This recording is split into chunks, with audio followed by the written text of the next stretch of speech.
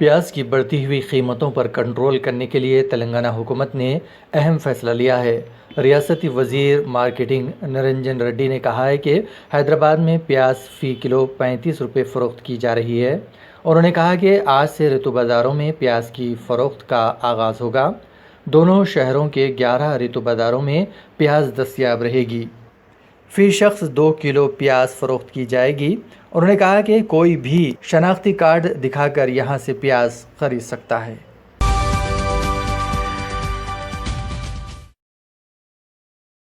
لوگ بڑھ چڑھ کر امداد کے لیے آگے آ رہے ہیں، لیکن ان کی امداد رائے گاہ جا رہی ہے۔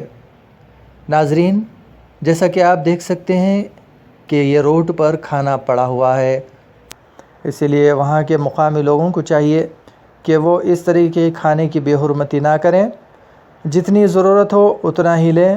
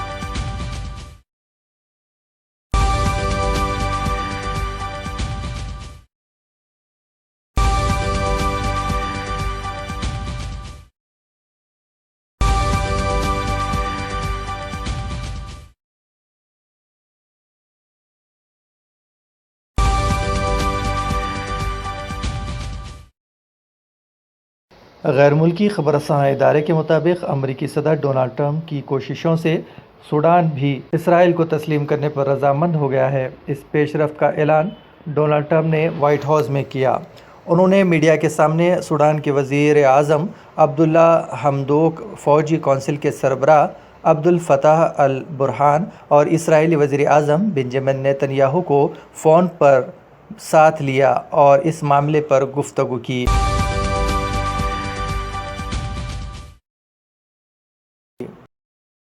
عالمی خبر رساں ادارے کے مطابق لیبیا میں برسر پیکر اقوام متحدہ کی حمایت یافتہ حکومت اور مخالف مسلح قوت کے درمیان جنیوا میں مستقل جنگ بندی کا معاہدہ طے پایا گیا ہے، جس کے تحت لیبیا کے ہر علاقے میں سیز فائر پر عمل درآمد کو یقینی بنایا جائے گا۔ لیبیا میں اقوام متحدہ کے مشن کی جانب سے سماجی رابطے کی ویب سائٹس فیس بک پر مستقل جنگ بندی پر اتفاق کی تصدیق کرتے ہوئے بتایا گیا ہے کہ اقوام متحدہ کی ثالثی میں سیز فائر معاہدے پر دستخط ہو گئے ہیں، جو کہ ایک تاریخی کامیابی ہے۔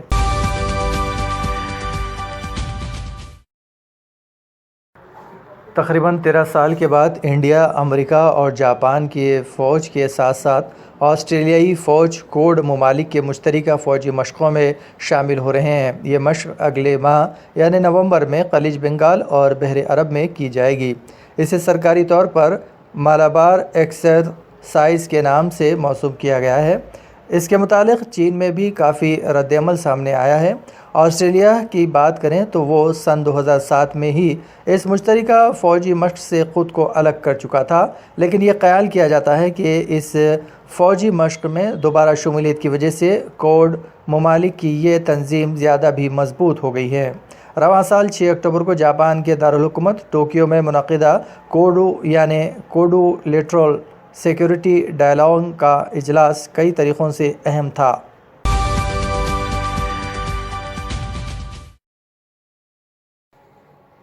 حیدرآباد کے جگت گری گٹے علاقے میں پراسرار دھماکہ ہوا۔ مقامی افراد کے مطابق یوسف نامی شخص آج اپنے گھر کے پاس ایک آٹو میں سوار ہونے کے لیے جا رہا تھا کہ اچانک دھماکہ ہوا، جس کی وجہ سے اس کا پاؤں زخمی ہو گیا۔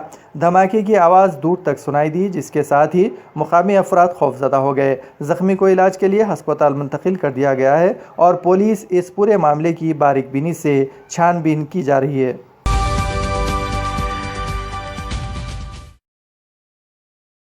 ٹیم انڈیا کے سابق کپتان کپل دیو، جو دل کا دورہ پڑنے کے بعد ہسپتال میں زیر علاج ہیں، نے اپنی صحت کے بارے میں اطلاع دیتے ہوئے کہا ہے کہ وہ اب ٹھیک ہو رہے ہیں۔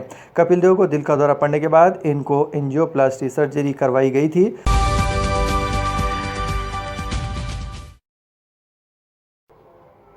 تلنگانہ کے ضلع ناگر کرنول میں رونما دل دہلا دینے والا واردات میں ایک شیطان صفت بیٹے نے اپنی ماں کا قتل کر دیا اور اس کا سر کاٹ کر اپنے ساتھ لے گیا۔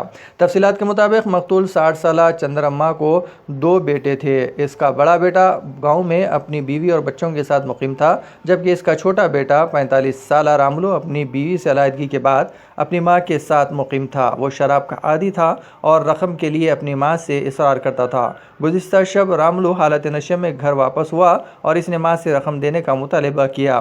جب ضعیف ماں نے رقم دینے سے انکار کیا تو ملزم نے اس کے ساتھ جھگڑا کیا اور اسی دوران اس نے درانتی سے وار کر کے ماں کو ہلاک کر دیا۔ اپنی گرفتاری کے خوف سے ملزم ماں کا کٹا ہوا سر لے کر وہاں سے فرار ہو گیا۔ پولیس اسے تلاش کر رہی ہے۔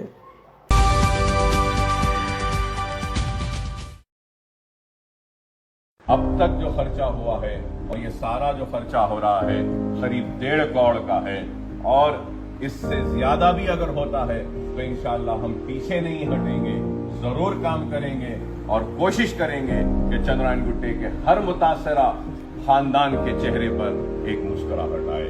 یہی میری کوشش ہے، یہی کوشش میری اراکین بلدیہ کی ہے، مجلس کے صدر و معتمدین کی ہے، یہی کوشش محبانہ مجلس اتحاد المسلمین کی ہے۔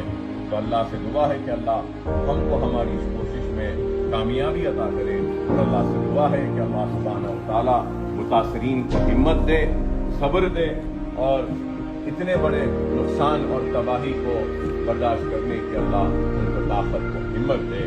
اور اللہ سے دعا ہے کہ اللہ ہم سے جو کام لے رہا ہے، اللہ سے دعا ہے کہ اللہ ہمارے اس کام کو قبول کرے اور ہمارے اسلام میں برکت دے، تاکہ ہم آگے بڑھ کر ہماری ذات سے جتنا بھی ممکن ہے ہم مدد کریں۔